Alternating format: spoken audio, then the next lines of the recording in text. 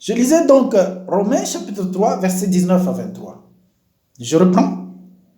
Or, nous savons que tout ce que dit la loi, elle le dit à ceux qui sont sous la loi, afin que toute bouche soit fermée et que tout le monde soit reconnu coupable devant Dieu. Verset 20.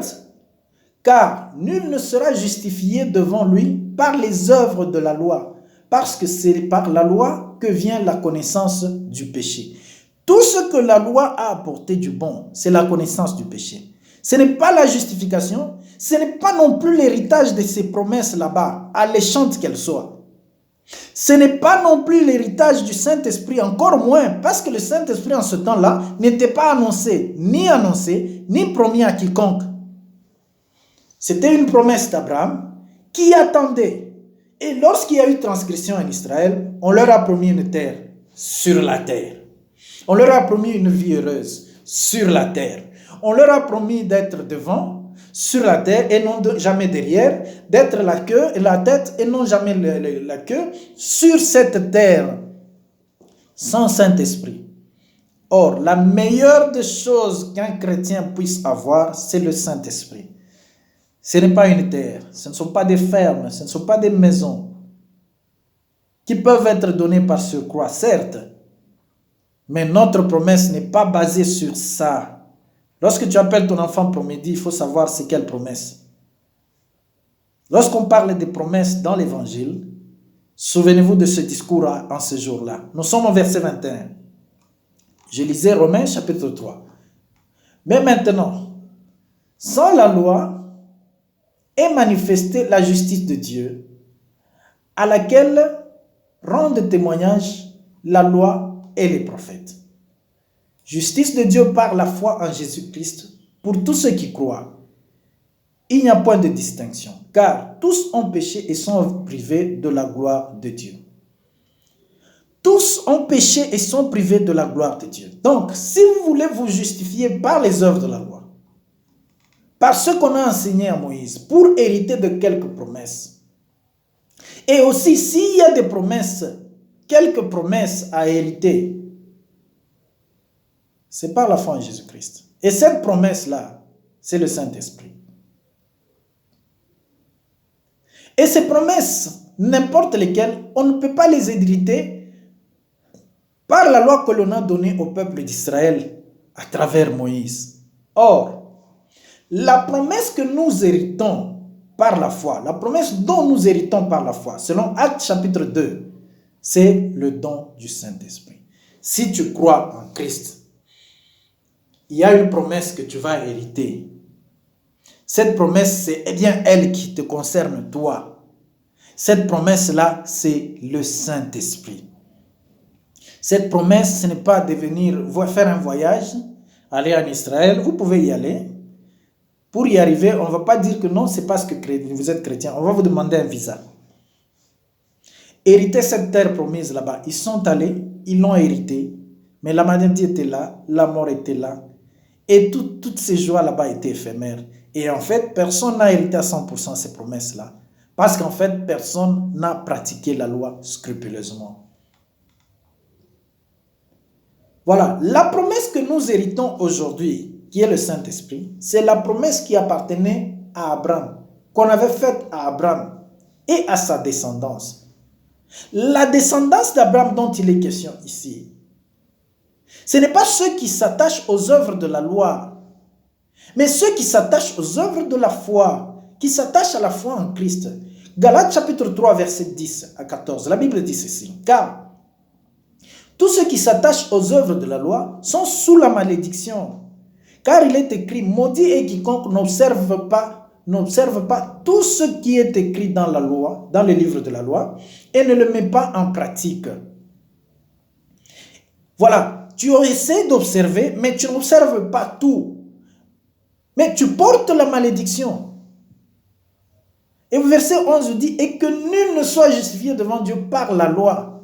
Cela est évident, puisqu'il est écrit, le juste vivra par la foi. Si vous êtes juste, c'est par la foi que vous vivez. Si vous êtes juste, ce n'est pas par la loi, en pratiquant la loi, en cherchant la justice par la loi, en cherchant d'hériter ces choses là-bas qu'on a promis à Israël par la loi. On ne vit pas comme ça. Parce que la foi est venue avec Christ. Avant Christ, lorsqu'on promettait à Israël, il n'était même pas question de croire. Il était question d'écouter, de retenir et de tout pratiquer. Mais personne ne les a pratiqués. Au verset 12. Or, la loi ne procède pas de la foi, mais elle dit, celui qui mettra ces choses en pratique vivra par elle. Donc, dans la loi, on dit, mettez ces choses en pratique. On n'a pas dit de la foi, on n'a pas parlé de la foi quelconque.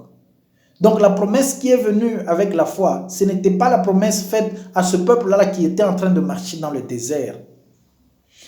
Au verset 13, Christ nous a rachetés de la malédiction de la loi, étant devenu malédiction pour nous, car il est écrit, maudit est quiconque est pendu au bois, afin que la bénédiction d'Abraham eut pour les païens son accomplissement en Jésus-Christ, et que nous ressuscitions par la foi l'esprit qui avait été promis.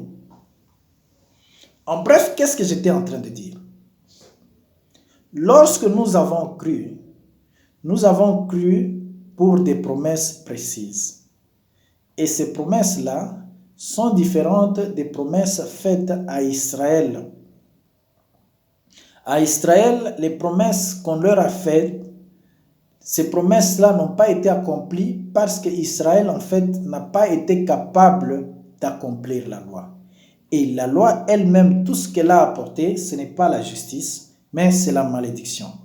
Parce qu'en fait, personne n'était capable de suivre scrupuleusement tous les éléments que la loi a produits. Tout ce qu'il y avait comme énoncé donné par la loi de Moïse, personne n'était capable de suivre en entièreté. Tout ce dont ils ont appris là-dedans, c'est la connaissance du péché, on s'arrête là. Ainsi, la Bible dit, maudit tout celui qui se confie aux œuvres de la loi. Parce qu'ils ont cherché ces œuvres là-bas, ils n'ont pas obtenu la justice par ces œuvres-là. Mais ceux qui n'ont pas cherché la justice par ces œuvres, ils ont été sauvés par la bonté de Dieu, par la grâce de Dieu. Ceux-là se sont heurtés à la pierre d'achoppement, mais ceux qui ont opté de croire en Jésus-Christ tout simplement et de se faire baptiser, de se repentir de leurs péchés, ils ont hérité des promesses qui ne périssent pas. Et cette promesse qui ne périt pas, c'est le Saint-Esprit qu'on avait déjà promis à Abraham. Or, ce n'est pas en suivant les œuvres de la loi qu'on va avoir le Saint-Esprit, mais la formule est simple. Ce jour-là, on a demandé à Pierre, que ferons-nous, frère? Il a dit, repentez-vous et que chacun de vous se fasse baptiser au nom de Jésus-Christ et vous recevrez le don du Saint-Esprit. Donc, j'étais en train de parler de nos promesses, les promesses de Dieu. Les promesses que Dieu a faites pour nous, c'est le Saint-Esprit. Dieu ne nous a pas promis des villas. Dieu, ce n'est pas parce que vous entrez à l'église qu'on vous promet une maison et qu'à la fin vous dites non, c'est la promesse de Dieu, parce que les maisons, même ceux qui s'appellent païens ou ceux qui s'appellent non chrétiens, ils ont aussi des maisons. Les biens, les voitures, les fermes, tout le monde peut les avoir. Mais une chose, la meilleure des choses que Dieu a choisi de nous donner, c'est le royaume. Et pour entrer dans le royaume, nous sommes scellés. Le sceau que Dieu nous a donné, c'est le Saint-Esprit. Donc, je veux dire que le Saint-Esprit est la meilleure promesse que nous n'ayons jamais héritée. Et la meilleure promesse que ceux qui ont les anciens d'Israël ont cherché à avoir, mais n'ont pas eu. Mais vous, les plus faibles, qui avez cru tout simplement, et qui vous êtes repentis de vos péchés, et qui vous êtes fait baptiser, vous avez le Saint-Esprit. Dès que vous avez le Saint-Esprit, ne cherchez pas la promesse de Dieu ailleurs, parce que ces promesses étaient faites pour Israël. Voilà, on en est à la fin pour ce soir. Merci pour votre attention. Nous rappelons notre adresse email, c'est venance.goi@gmail.com. Comme nous l'avons dit au départ, nous allons vous envoyer un lien pour notre nouvelle chaîne YouTube. et vous serez les bienvenus pour tout soutien, pour toute suggestion, pour toute question et préoccupation. Vous serez toujours les bienvenus comme d'habitude et que le Seigneur bénisse votre soirée une fois de plus.